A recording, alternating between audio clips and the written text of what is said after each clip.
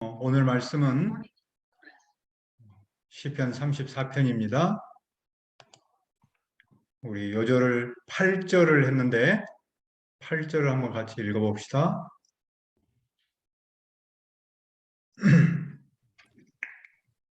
너희는 여호와의 선하심을 맛보아 알지어다. 그에게 피하는 자는 복이 있도다. 오늘 말씀의 제목을 선하심을 맛보라입니다. 커피집에 가면 오늘의 커피라는 것이 있어요. 더 레드 커피, 더 블루 커피 이렇게 있죠. 그래서 그 맛에 관해서 설명을 듣습니다. 하지만 설명을 들어서는 그 맛을 알 수 없어요. 그때 하는 말이 있죠. 일단 시켜서 맛을 보라. 이런 모습은 하나님과 우리 사이에도 있습니다. 누군가가 하나님은 참 좋은 분이시다, 사랑이시다라고 말해도 깨닫지 못합니다. 그때 하는 말이 있죠. 하나님을 맛보라. 무슨 뜻입니까? 1절을 보십시오. 내가 여호와를 항상 송축하며 내 입술로 항상 주를 찬양하리이다. 시인은 여호와를 항상 송축합니다. 그는 예배 때만 찬양하지 않고 삶에서도 계속합니다. 주님을 찬양하는 노랫소리가 그 입에서 그치지 않습니다. 그 찬양의 영향력이 어떠합니까? 그 영혼이 여호와를 자랑합니다. 찬양은 여호와를 자랑하는 일입니다. 그러니까 찬양과 자랑은 같은 뜻입니다. 찬양은 자기 자랑이 아니라 여호와를 자랑하는 일입니다. 그분의 사랑, 능력, 그리고 은총을 자랑하는 일입니다. 그 자랑하는 소리를 고통받는 사람이 들으면 기뻐합니다. 여호와를 찬양하는 소리는 주위 사람에게 기쁨을 줍니다. 찬양은 전도의 좋은 도구이죠. 그런 여호와를 어떤 분으로 찬양합니까? 3절을 보세요. 나와 함께 여호와를 광대하시다 하며 함께 그의 이름을 높이세. 그런 찬양을 통해 여호와의 위대하심을 인정하고 공개적으로 선포합니다. 그런 찬양을 통해 여호와가 자기보다 더 크심을 인정합니다. 시인은 왜 여호와를 찬양합니까? 4절을 보십시오. 내가 여호와께 간구함에 내게 응답하시고 내 모든 두려움에서 나를 건지셨도다. 시인이 여호와를 찬양한 이유는 여호와께서 그의 기도에 응답하셨기 때문입니다. 여호와께서 그를 모든 두려움에서 건지셨기 때문입니다. 따라서 주님을 앙망하는 사람은 광채가 나며 그 얼굴은 절대로 부끄럽지 않습니다. 어떻게 그런 일이 가능합니까? 여호와께서 이 곤고한 사람의 기도를 들으시기 때문입니다. 곤고한 사람은 마음이 가난한 사람, 오직 여호와만을 의지하는 사람입니다. 여호와는 그런 사람의 기도를 들으시고 모든 환난에서 구원하셨습니다. 여호와는 그를 어떻게 구원하셨습니까? 7절을 봅시다. 여호와의 천사가 주를 경외하는 자를 둘러 진치고 그들을 건지시는도다. 여호와께서 그의 기도를 들으시고 천사를 보내셨습니다. 천사가 그를 위해 진을 쳐서 보호했습니다. 그리고 그를 구원하셨습니다. 여호와는 당신을 경외하는 사람을 보호하고 구원하십니다. 이 말씀에서 엘리사를 구원하신 여호와를 생각할 수 있습니다. 아람 왕은 이스라엘과 싸울 때에 엘리사가 자신의 작전을 다 꿰뚫고 있음을 알고는 그를 잡고자 했습니다. 왕은 말과 병거와 많은 군사를 보내 그 성읍을 에워쌌습니다. 그때 엘리사는 두려워하지 않고 여호와께 기도했습니다. 여호와께서 불말과 불병거를 보내서 산에 가득하게 하여 엘리사를 둘렀습니다. 여호와께서 엘리사를 보호하고 구원하셨습니다. 여호와의 보호와 구원을 체험한 시인은 누구에게 무엇을 권면합니까? 우리 8절을 다시 읽어봅시다.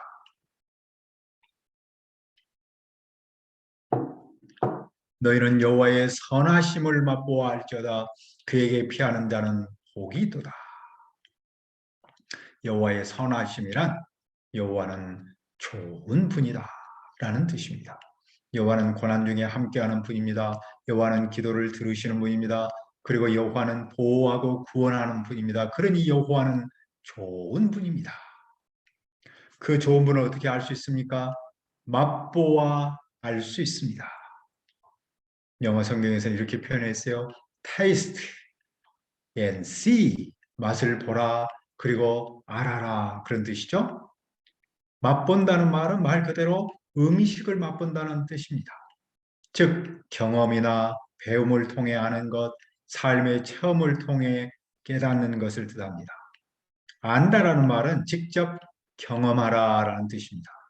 그러므로 맛보라, 알아라라는 말은 이론이 아닌 감각으로 체험하라, 머리가 아닌 삶으로 경험하라라는 뜻입니다. 당시 여호와께 제물을 드린 후에 그 제물을 함께 나눠 먹었습니다. 그 제물을 함께 먹으면서 여호와의 은총을 감각적으로 체험했습니다. 이처럼 여호와께서 함께 하심, 기도를 들으심, 그리고 구원의 능력을 맛으로 체험하라는 뜻입니다. 우리는 이 시간 너희는 여호와의 선하심을 맛보아 알저다라는 신의 권면을 들으면서 무엇을 배웁니까? 우리가 하나님을 만나고 배우는 삶, 그것을 믿음이라고 하는데 믿음은 이론이 아닌 맛보아 아는 것임을 배웁니다. 믿음은 단순한 철학이나 사상이 아닙니다. 애매한 무슨 이론이 아닙니다. 믿음은 실존적 삶입니다. 우리가 음식을 이론이 아닌 맛으로 알듯이 믿음도 맛으로 알아가는 겁니다. 영적인 세계는 맛보아 아는 겁니다. 믿음의 세계에서 그 내면이 자라지 않고 품격이 멈춘 사람의 문제가 어디에 있습니까? 믿음의 맛을 모르는 데 있습니다. 믿음의 이론화, 믿음의 관념화, 믿음의 추상화가 문제입니다. 실제 삶으로는 하지 않고 머리로만, 말로만 하는 그것이 문제입니다.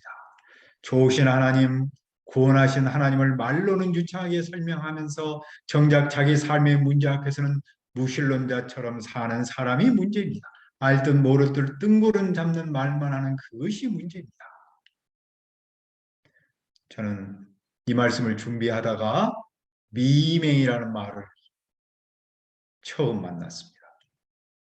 글을 모르는 사람을 문맹, 영어로는 리터러시 그렇게 표현하죠. 또 컴퓨터를 모르는 사람을 컴맹, 맛을 모르는 사람은 여기서 가져와서 미맹이라고 한다고 해요. 영어로는 taste blindness 그렇게 표현하네요. 음식 맛을 모르는 일도 참 얼마나 안타깝습니까? 하지만 믿음의 맛, 하나님의 선하심의 맛을 모른다면 정말로 안타깝습니다. 그래서 시인은 영적 미맹을 향해서 하나님의 선하심을 맛보아 알도록 초청합니다. 우리가 여호와의 선하심을 맛보아 알려면 어떻게 합니까? 그분께 피해야 합니다. 그분을 피난처로 삼아야 합니다. 그러면 복이 있습니다. 왜냐하면 여호와의 선하심을 맛보기 때문입니다. 오늘 시편은 다윗이 아비멜렉 앞에서 미친 채 하다가 쫓겨나 지은 시입니다.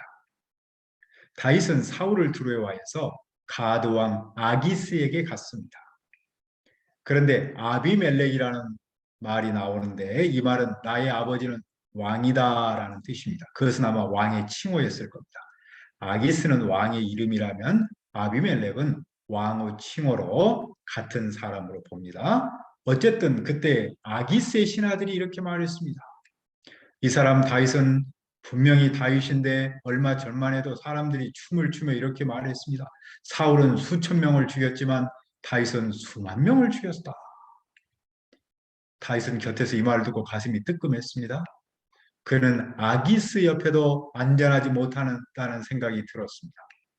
그는 그들이 보는 앞에서 미친 척했습니다.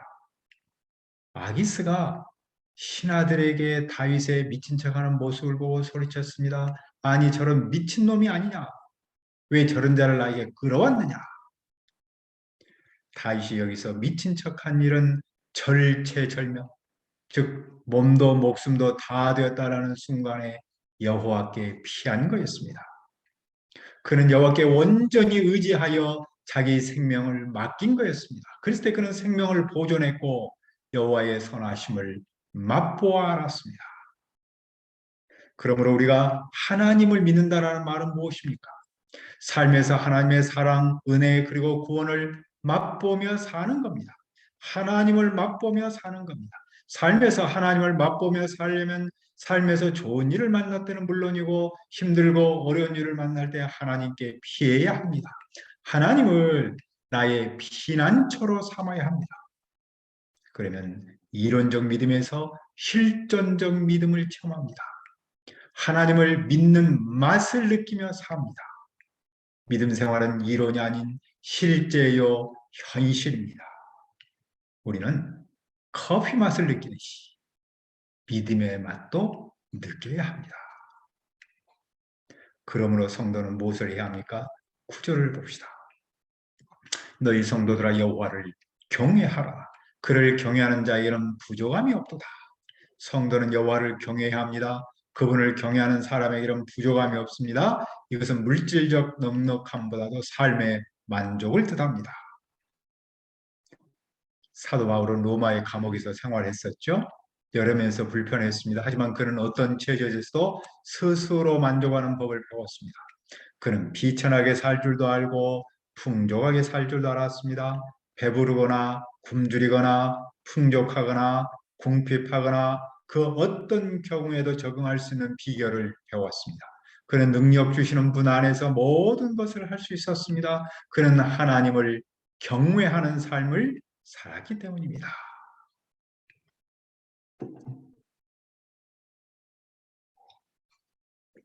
그러나 젊은 사자는 궁핍하여 줄일 수 있습니다.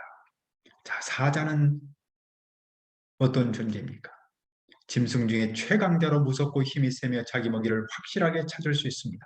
특히 젊은 사자는 육체적 욕구를 스스로 채울 수 있다는 자부심을 상징합니다. 그 점에서 사자는 여호와를 경외하지 않은 사람입니다. 여호와께 피하지 않은 사람입니다. 그런 사람은 사자처럼 자신만만하게 살겠죠. 여호와를 두려워하지 않습니다. 하지만 그의 실제 삶은 굶주릴 수 있습니다. 반면 여호와를 찾는 사람은 어떠합니까? 부족함이 없습니다. 여호와를 찾는 사람은 젊은 사자와 달리 먹거리를 스스로 찾지 않고 하나님께 의존합니다. 그런데도 부족함이 없습니다. 자기 능력으로 자급자족하는 사람은 굶주릴 수 있지만 하나님을 찾는 사람은 부족함이 없습니다. 자기 스스로 노력하는 사람은 불확실성으로 두려움에 삽니다. 하지만 여호와를 찾는 사람은 여호와께서 주실 줄 믿고 평화롭게 삽니다. 그러므로 시인의 아들, 딸은 어떻게 합니까? 그들은 와서 아버지의 말을 들어야 합니다. 왜냐하면 아버지가 여호와를 경외하는 법을 가르치기 때문입니다. 이스라엘에서 아이의 교육은 부모의 임무였습니다.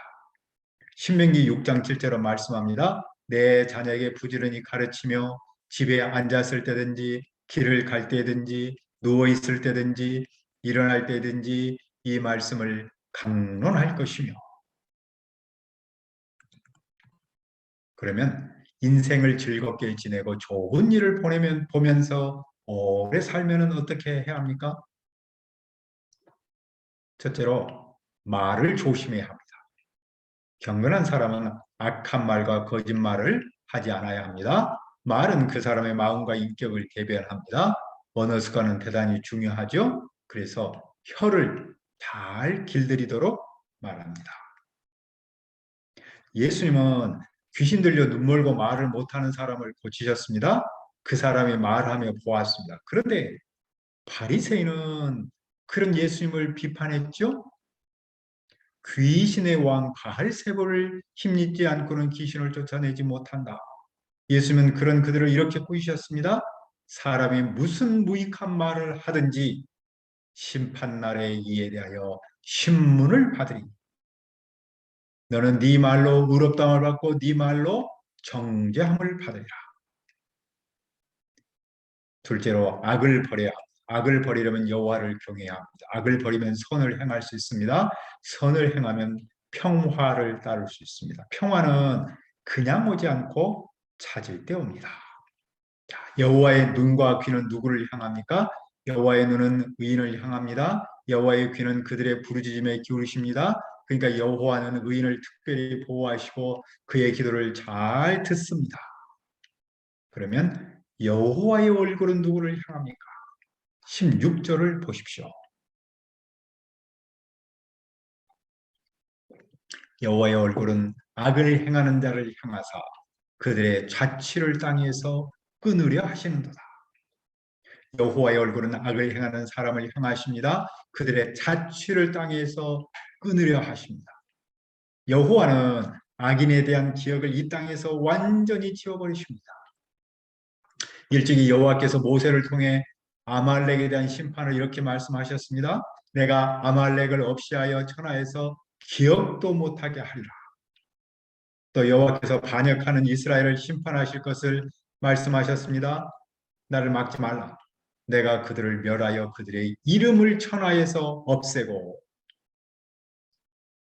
그러나 여호와는 의인을 어떻게 하셨습니까? 여호와는 의인의 기도를 들으셨습니다.